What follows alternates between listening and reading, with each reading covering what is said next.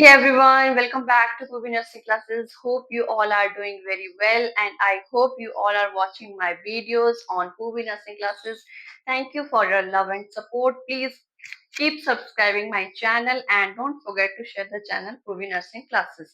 चलिए last class में we have completed the respiratory organ, the named larynx and आज हम topic cover करने वाले हैं that is the next to larynx, that is trachea. ये जो हमारा ट्रेकियल पार्ट है ये आफ्टर द लैरिंक्स जो है वो स्टार्ट होता है. नाउ ट्रेकिया और इसको हम इसका सेकंड नेम होता है हमारा विंड पाइप, क्योंकि यहाँ इसके थ्रू ही हमारा जो आगे एयर है एटमॉस्फेरिक एयर जो हम इनहेल करते हैं वो हमारे लंग्स तक जो है वो पहुंचता है. नाउ चलिए देख लेते हैं trachea and wind pipe is starting और continuation of the larynx. Larynx के साथ ही जो है हमारा ट्रेकिया शुरू हो जाता है and it extend towards the sixth thoracic vertebra. Sixth thoracic vertebra तक जो है ये एक्सटेंड करता है एंड वहां पे जाके हमारा जो ट्रेकिया है कैरिना पार्ट जो होता है जिसको हम कहते हैं वो नेक्स्ट जो है वो बाइफर्केट हो जाता है टू लोब्स में. वो हम आगे पढ़ते हैं. चलिए देख लेते हैं structure of trachea. This is trachea wind pipe.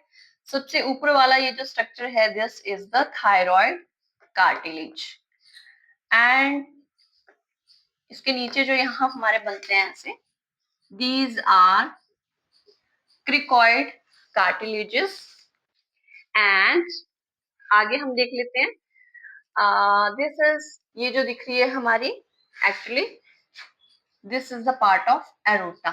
तो यहाँ पे हमारे आ जाती है this one brachiocephalic artery जो अपर पार्ट्स ऑफ बॉडी में ऑक्सीनेटेड ब्लड लेके जाती है. नेक्स्ट हमारा जाता है इसी का ये वाला पार्ट लेफ्ट सबक्लेवियन आर्टरी.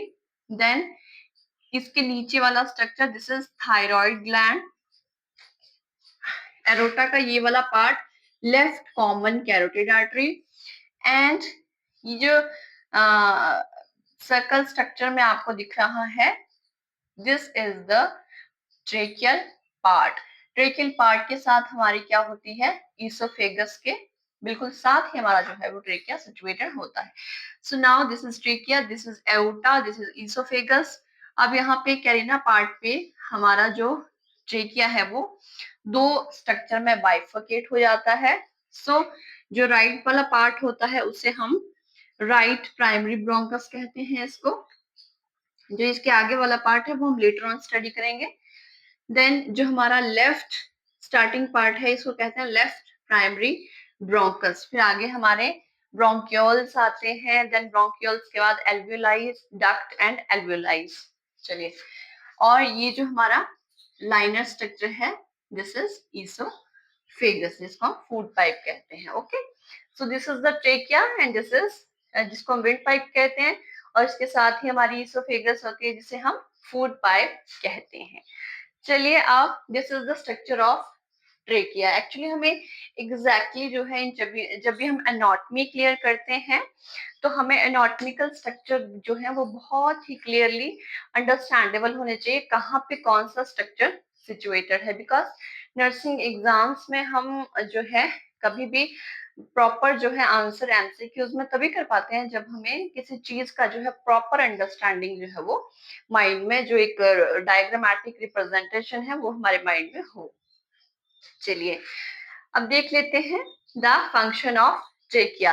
तो सबसे पहले फर्स्ट फंक्शन जो ट्रेकिया का होगा that will be support and patency. अब हमें पता है कि ये जो हमारा ट्रेकिया है इसकी जो मैक्सिमम लेंथ होती है that is 10 to 11 centimetre length.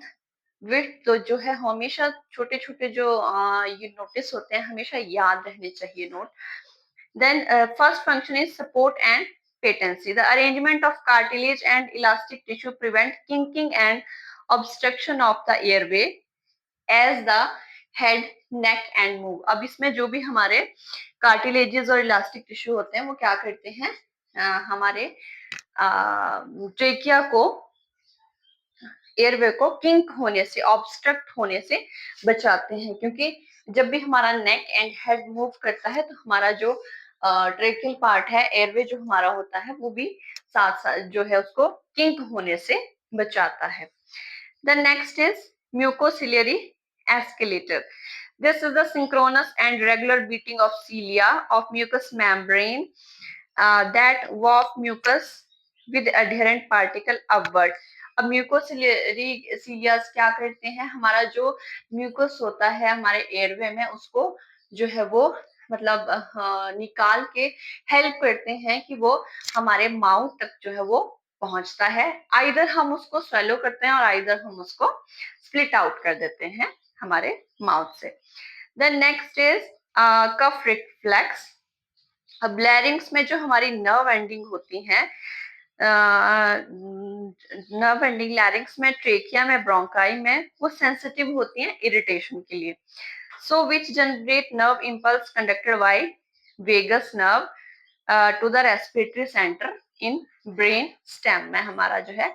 Please comment में आंसर कीजिए, मैंने कहा बताया था कि हमारा रेस्पिरेटरी सेंटर जो है हमारे ब्रेन के कौन से पार्ट में प्रेजेंट होता है। सो कफ रिफ्लेक्स में फिर हमारा जो इरिटेंट है वो वेगस नर्व जो है हमारे ब्रेन को स्टिमुलस करता है, जिससे जो इरिटेंट है वो हमारे एयरवे में ना जाके जहाँ उसको जो है एक्सपेल आउट करवा देता है। The next function is warming, humidifying and filtering.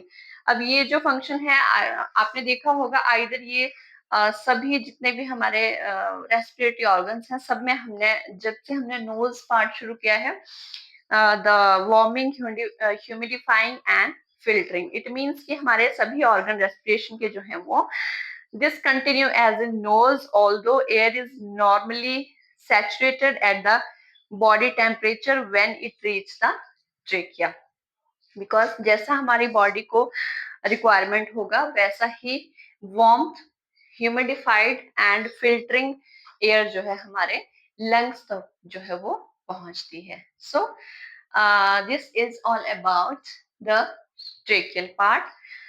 किसी भी क्लास में कोई डाउट हो, you can message me in comment box, and if any student wants the PDF notes, please message in comment box। चलिए मिलते हैं नेक्स्ट वीडियो में with the next organ of respiratory system.